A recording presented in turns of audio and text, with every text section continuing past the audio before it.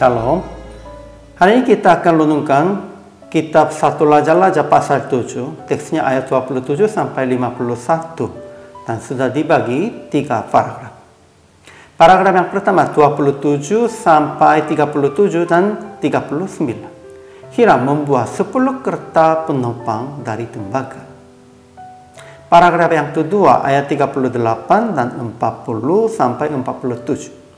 Hiram membuat 10 bejana pembasuhan dari tembaga dan kuali-kuali, penyetok-penyetok, dan bokor-bokor penyiramnya. Paragraf yang ketiga ayat 48 sampai 51. Salomo membuat juga segala perlengkapan yang ada di rumah Tuhan dan memasukkan barang-barang kudus Daud dalam perbendaharaan rumah Tuhan. Kesimpulannya, lalu Hiram membuat macam-macam perkakas dengan tembaga untuk rumah Tuhan, yaitu 10 kereta penopang dari tembaga, 10 bejana pembasuhan dari tembaga, dan kuali-kuali, penyetok-penyetok, dan bokor-bokor penyiraman. Salomo membiarkan segala perlengkapan itu tidak ditimbang karena jumlahnya yang amat besar.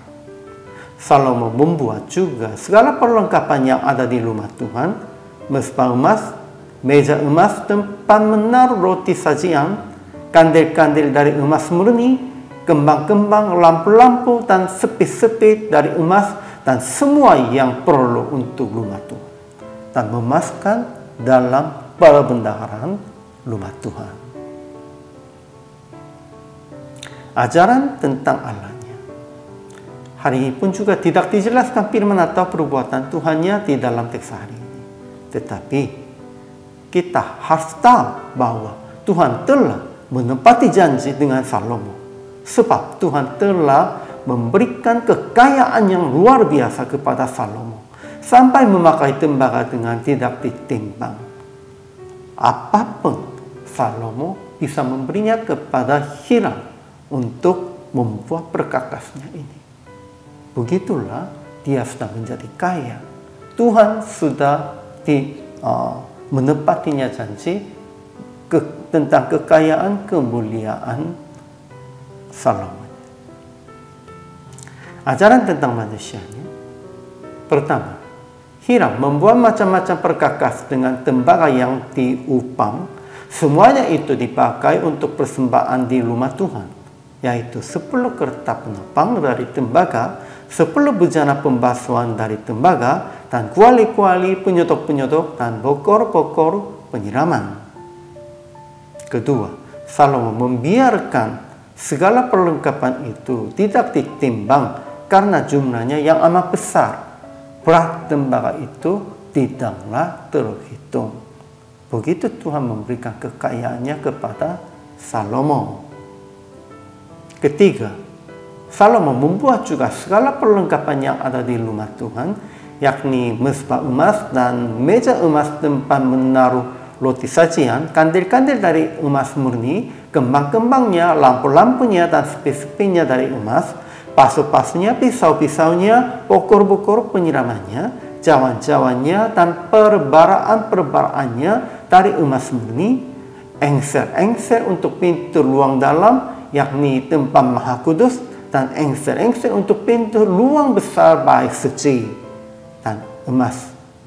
Dan ia memasukkan semuanya itu dalam perbendaharaan rumah Tuhan. Bukan memasukkannya perbendaharaan sendirinya. Aplikasi hari ini. Pertama, memuji dan memuliakan Tuhan dengan percaya bahwa ia menepati janji akan memberi kebaikan berlimpah-limpah kepada Anda sampai tidak bisa menghitung itu. Bukan hanya kepada Salomo saja, kepada Anda juga Tuhan pasti akan memberikan kebaikan berlimpah-limpahnya sampai tidak bisa menghitungkan. Kedua, memasukkan segala yang baik dan yang berharga bukan dalam perbendaharaan Anda sendiri, melainkan kumpulkan harta di surga sama seperti perintah Yesus dengan menolong orang lemah dan orang miskin. Akhirnya praktik hari ini memuji Tuhan yang telah mencukupi segala keperluan Anda, dan usaha akan memaskan kebaikan yang telah Tuhan memberi kepada Anda di dalam perbendaharaan surga dengan menolong orang lemah dan miskin dan dengan mempersembahkan kepada Tuhan. Inilah sebab Tuhan memberikan kekayaannya kepada Anda.